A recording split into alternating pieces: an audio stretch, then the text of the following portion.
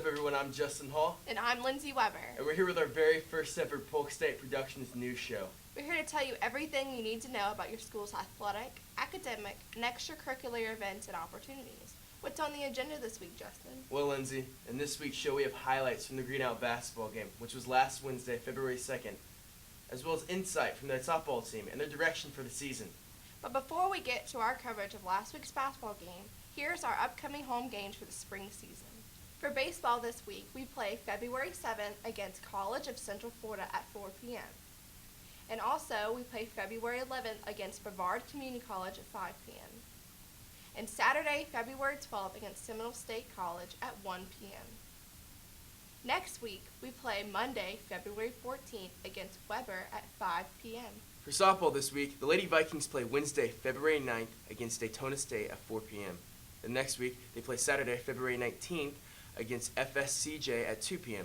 For basketball, which is our last regular season home game against State College of Florida, February 12th at 4 p.m. Hope to see you guys there. Thanks for the updates, Justin. Now let's head to the court with Michael and see some of the highlights from the Green Out game last Wednesday, February 2nd, along with the Player of the Week.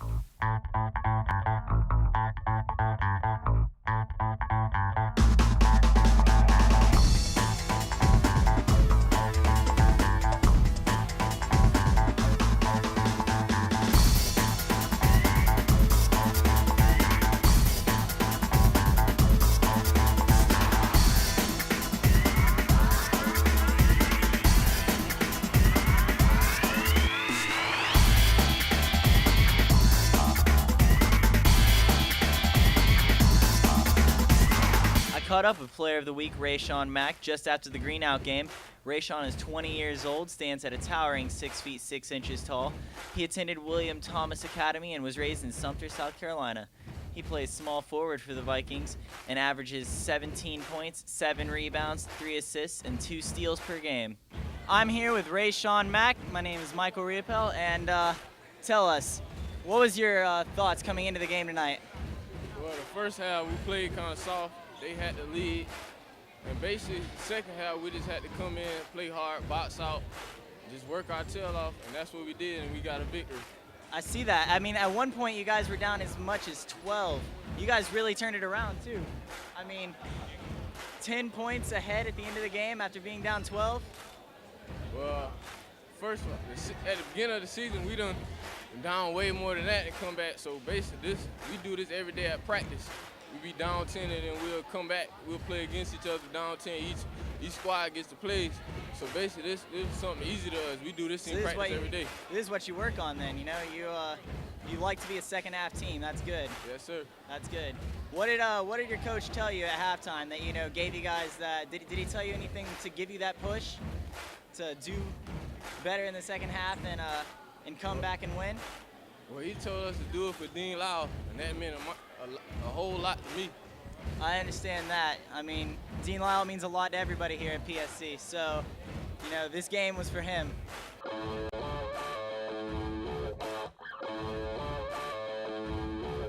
I'm here with Coach Furjanik. Tell us, what gave you guys the push to come back in the second half and take the victory? Well, first of all, we just had a terrible shooting half in the first half. I think we shot about 25%, and like we told the players at halftime, you know, we were getting good shots, and, you know, we just needed, you know, a good defensive effort, and we needed a ward to get, you know, shots out of our horses. And you got to give Rayshawn Mack credit. He was like 1 of 9 in the first half, and he struggled a little bit in the second half. When we took him out a couple minutes, we just told him, we said, Rayshawn, you have to come through for us now. And he really did. Rayshawn just stepped up. And Sidney Sanders, what more can you say about Sidney? I know. I mean, he was shooting really well from the free throw line tonight, and Rayshawn definitely had a beautiful touch in the second half. Well, not only does Sidney shoot well from the free throw line, he controls our whole offense. He's our point guard. He's the guy that makes things happen. He's the guy we go to in tough situations. The quarterback of the basketball team. He's the all-around quarterback of the basketball team, I'll tell you. The guys, I just want to let you know, we dedicated it to Dean Lyle on his night tonight, and he provided us with the inspiration in the second half to battle back, and the guys saw him behind the bench, and, you know, it just gave us a lot of inspiration to keep playing hard.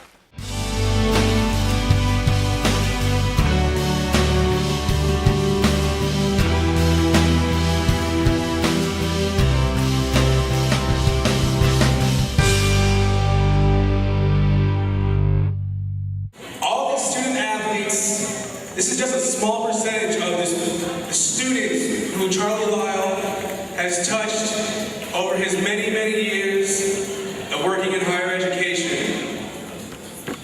Many of us don't just like Charlie, we love Charlie. When the students see him around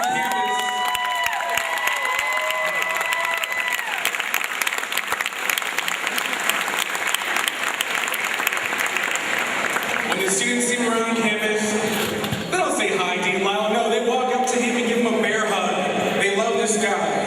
And tonight, all the athletes here at Polk State College, members of student activities, we just want to say, Charlie, you know it. We love you. I love you. Thank you for making such a difference in so many lives. Past students are here, current students.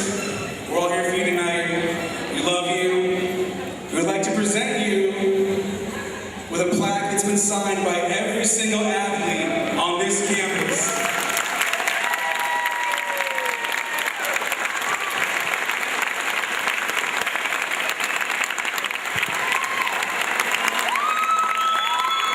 We wanted to leave another small token of our love. Now, if anyone knows Charlie, he attends each and every single sporting event on campus. He will go from the baseball game to the softball game to the basketball game. Polk State College is this man's life. The athletes, you are his life. You may not know it, but not many people have the love and passion that he has. Now, if you would look at Mr. Munoz up there, Patrick, please pull down the cardboard. It says Charlie Lyle, #1 fan.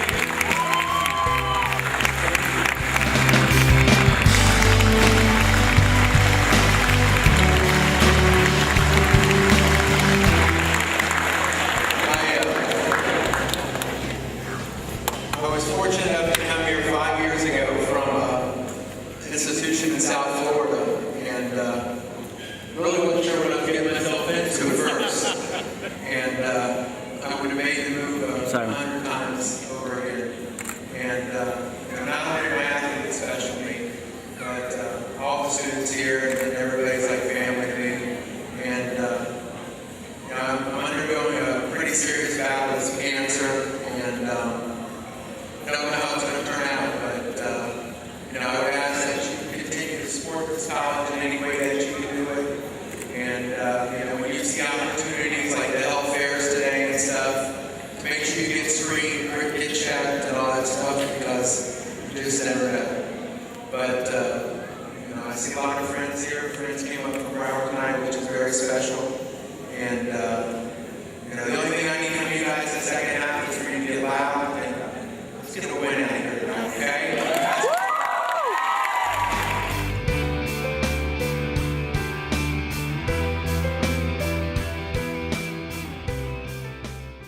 Looks like it was a great game. Thanks a lot, Michael. Now let's go to Ariel for some personal interviews with our softball players and a word from the coach about their hopes and expectations of this upcoming season. Hi Polk, I'm Ariel Corson here with Polk State Productions. I'm here to give you the weekly update of this year's softball team.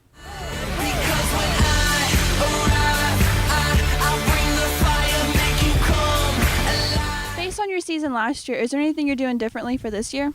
No, not really. We had a really good season last year. We were 40-18, so we're just trying to improve on what we did and doing the things we did to have the successful season last year. What are some of the things you do in practice?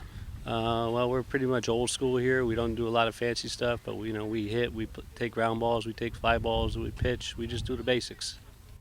And any rivals this year? Well, anybody in our conference is a rival, whether it's State College of Florida or St. Pete or South Florida or Hillsborough.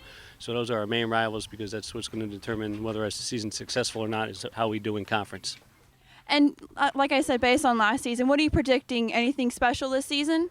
Well, we're looking to improve on last year and hopefully to win a state championship. I am here with Kelly. And Kelly, what are some of the things you're predicting for your team this season? I'm predicting we have a very successful season. I think that we'll have a good chance at the state tournament and hopefully a national run. And anything you're improving from last season? I think we're improving all around. Our sticks are going to be better, our fielding's going to be better, our mentalities are going to be better. Now, for your personal self, what are some personal goals you're doing this year? Personally, I would like to have I would like to break the strikeout record. Hi, I'm here with Amanda. Now, Amanda, what is your team practicing this preseason? We've been working on a lot of our fielding and like our hitting. We've worked a lot on like the bunts, just all around, turning twos, turning double plays, and all that stuff. Now, personally, what have you been practicing this preseason? I've came in on the weekends early doing practices. Want to get a little bit better on my hitting to improve on my batting average. All right, thank you. Thanks for that report, Ariel. Wow, 40-18, that's a great record. I hope they do even better this year. I'm sure they will. Well, that wraps up this week's show. From all of us here from Polk State Productions, have a good one. Take it easy. Already the show goes on all night till the morning. We dream so long. Anybody ever wonder when they would see the thunder? Just remember when it comes up.